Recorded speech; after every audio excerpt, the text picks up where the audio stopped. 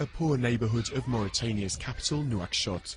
Habi and her son don't have much, but even so, it's a lot more than they used to have when Habi was a slave to an Arab family. 2 years ago, an organisation campaigning against slavery rescued her from her former masters. In the beginning, it was very difficult for me. It was very difficult to leave my masters because I thought there weren't any other options. I just couldn't imagine I'd be able to live without them.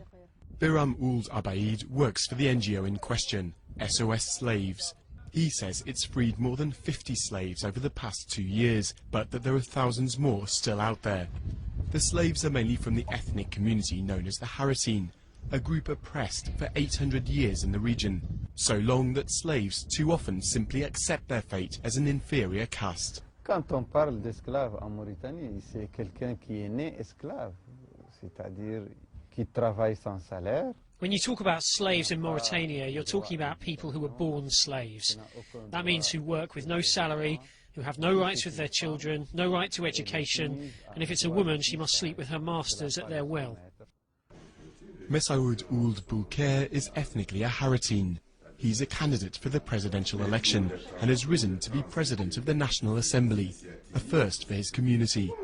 He's frustrated about the lack of progress.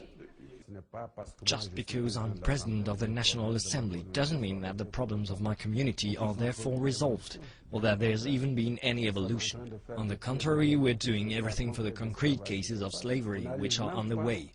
People can't accept the fact that the government is treating these cases as slavery.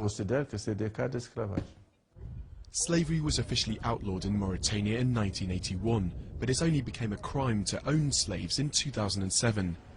Theoretically, the offence holds heavy punishment, but in reality, nobody has so far been sentenced. Habi and her son might have been spared from their lives as slaves, but thousands of others haven't yet been so lucky.